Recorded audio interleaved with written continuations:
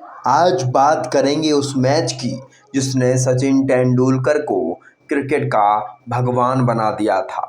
बात 1999 world cup की है। ये टूर्नामेंट सचिन के लिए बेहद खास था क्योंकि वो 1992 से ही इस ट्रॉफी को जीतने का सपना देख रहे थे। पर पहले ही मैच में साउथ अफ्रीका से मिली हार से टीम इंडिया का मनोबल टूट गया था और अब अगला मैच था जिम्बाब्वे के साथ। उस मैच से ठीक एक दिन पहले टीम इंडिया ने मैदान पर जमकर पसीना बहाया था। सारे खिलाड़ियों ने जमकर प्रैक्टिस की थी। उसी रात मुंबई के घर में सचिन के पापा आखिरी सांस ले रहे थे।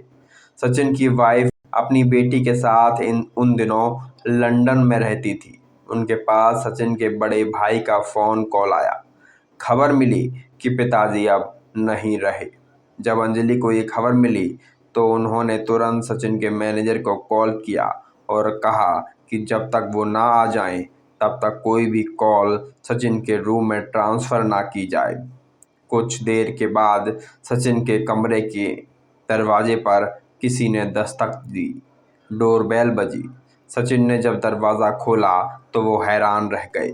दरवाजे पर आधी रात के समय अंजलि खड़ी थी। अंजलि को इतनी रात वहाँ देख सचिन समझ गए थे कि जरूर कोई अनर्थ हुआ है।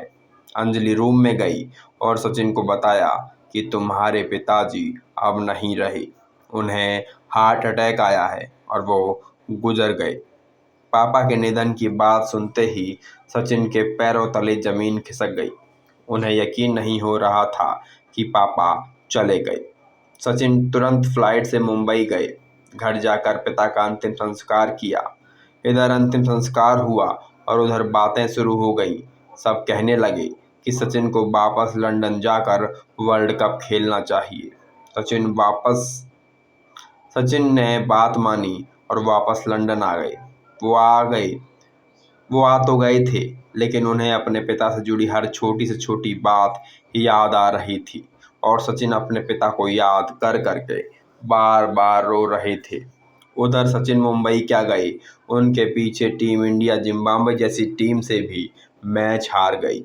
अब टीम इंडिया को इस वर्ल्ड कप में बने रहने के लिए अपने ग्रुप स्टेज के सारे मैच जीतने थे।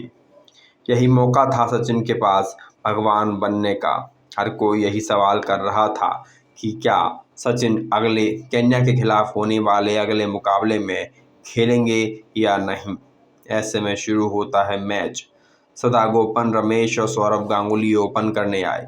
सौरव गांगुली जल्दी आउट हो गए। उनके जाने के बाद राहुल द्रविड़ वन डाउन उतरे। फिर 44 के स्कोर पर रमेश आउट हुए और फिर मैदान पर उतरे सचिन रमेश तेंदुलकर। पिता के अंतिम संस्कार के बाद सचिन पूरी तरह से टूट चुके थे। ऐसे में अब टीम इंडिया को मजबूत स्कोर तक पहुंचाने की जिम्मेदारी उनके ही कंधों पर थी। सचिन की एंट्री पर पूरा मैदान तालियां बजाने लगा। लोग सचिन सचिन की आवाज़ लगा रहे थे। तालियों की गड़गड़ाहट से पूरा मैदान गूंज रहा था। सचिन ने अपने दूसरे ही ओवर में स्ट्रेट ड्राइव लगाकर ये ऐलान कर दिया कि वो आज के इरादों के साथ मैदान पर उतरे हैं। इसके बाद तो सचिन के बैट से चौकों और छक्कों की बरसात होती रही, मानो सचिन हर शॉट के जरिए अपने पिता को श्रद्धांजलि दे रहे हों। देखते ही देखते सचिन ने पहले अपनी 50 पूरी की। हर शॉट के साथ मैदान पर शोर बढ़ता ही जा रहा था। पूरा मैदान उनकी तारीफ कर रहा था, लेकिन सचिन के चेहरे पर ना तो मुस्कान थी, ना ही शतक बनाने का फक्र, क्योंकि वो उस दिन अपने पिता की याद में वो पारी खेलकर वापस लौट रहे थे, वो भी नाबाद।